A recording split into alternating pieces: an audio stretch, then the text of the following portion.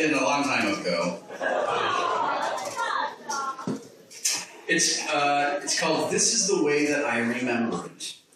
And not that it matters, but most of this is true. When I was 6 years old, I set foot onto a T-ball diamond for the very first time. I was skinny, awkward, and unsure of myself. I was basically a smaller version of the teenager I would eventually become. I didn't have very good coordination, but my dad loved baseball. And if my dad loved baseball, then I loved baseball too, because that is the way the world works when you're 6. It was the spring of 1978, when smog alerts were as common as reality shows are today, and hazy, reddish-gold sunlight shone down the mid-afternoon field at Sunland Park. The sounds of other kids playing on the swings and in that giant rocket ship on the playground mingled with the smell of barbecue smoke as I stepped up to the plate to take my first practice swings. We're talking baseball.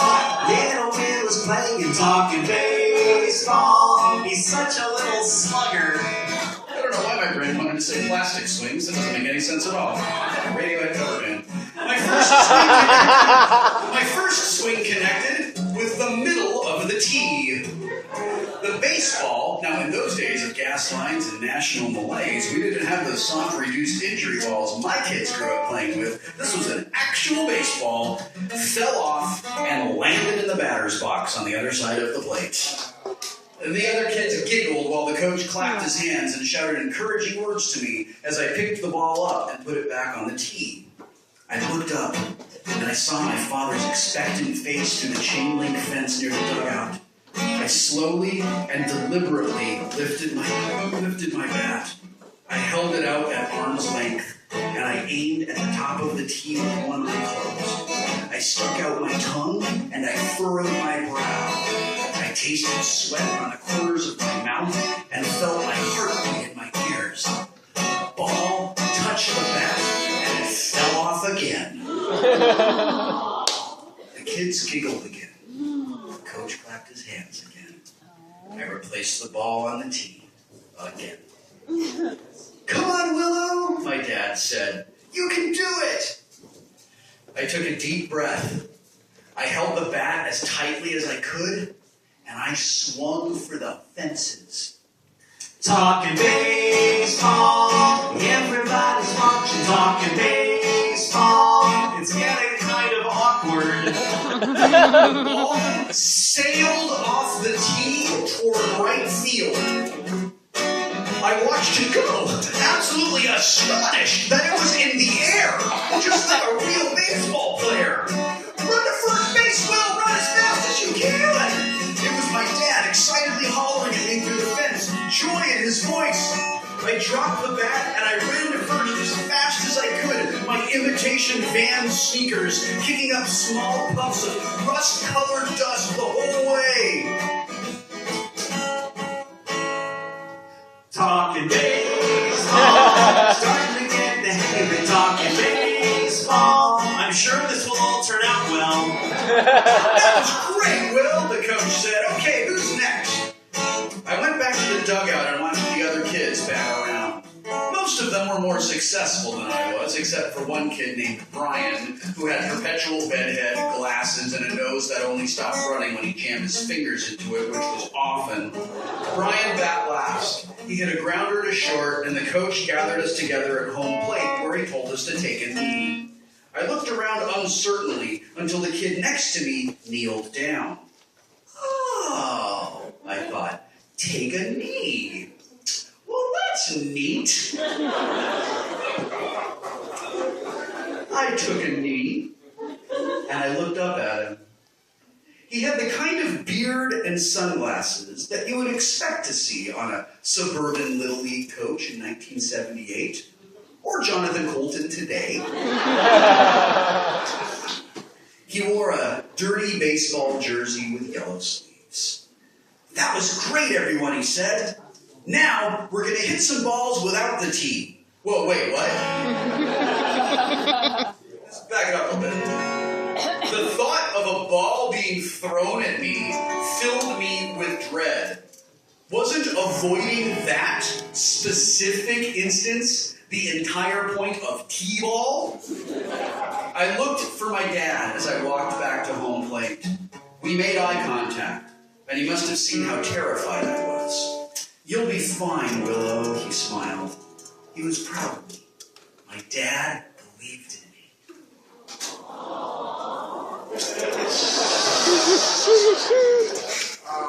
Baseball needs some reassurance. Baseball, don't be such a little pussy. I stepped into the batter's box and I picked up my bat. I held it high, pointing it up at the sky, just like my dad had shown me in our front yard. I looked up at the pitcher's mound, where the coach's son, a big kid named Kenny, got ready to deliver the ball. Kenny was a year older than me. He probably outweighed me by 15 pounds. He had shaggy long hair. He kind of looked like a male version of Tatum O'Neal in the Bad News Bears. He began his wind-up, and I lost my nerve. I looked up at my father. "Dad, I'm scared." The ball hit me in the side of my face, just above my left cheek, with a soft smack that sounded like a gunshot in my head. There was a collective groan from the other kids, and a few gasps from the adults. I fell to the ground, and I burst into tears. Baseball's a dermal hematoma. Baseball, should have put the film on YouTube. My dad ran out into the field, helped me up, and inspected my face. There wasn't any blood, and it didn't even look like it was going to bruise. Like most childhood injuries, the fear was worse than the actual wound. The coach asked me if I wanted to try again.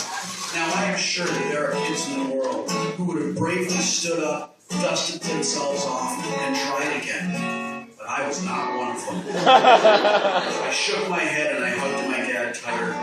Kenny had joined us. "I'm really sorry," he said. "Sorry," I mumbled.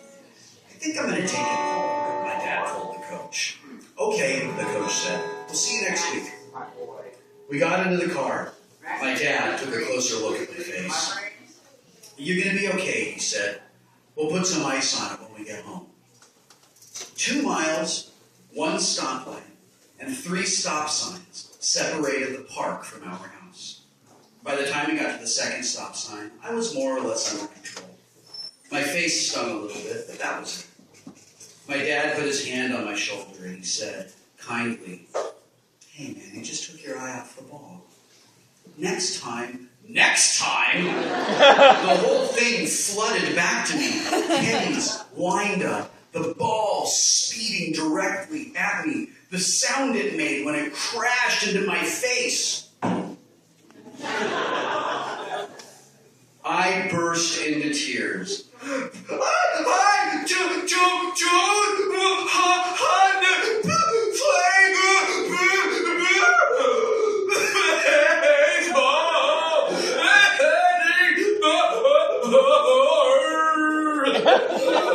I cried.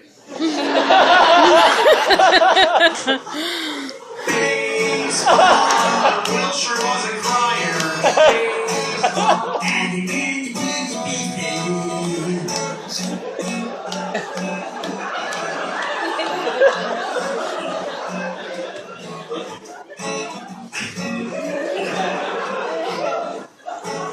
I'm sure that my dad was disappointed. My father had played baseball from grade school all the way through college. Baseball, and Dodger baseball specifically, is much more than a game in my family. It is religion. Okay, he said, you don't have to do anything you don't want to do. Maybe you can try again next season. I didn't try again next season.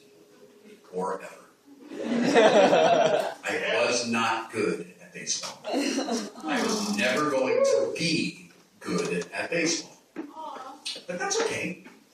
Because because my dad accepted me as that cerebral, geeky kid who just wasn't very good at or interested in sports. Will there dance in the crowd?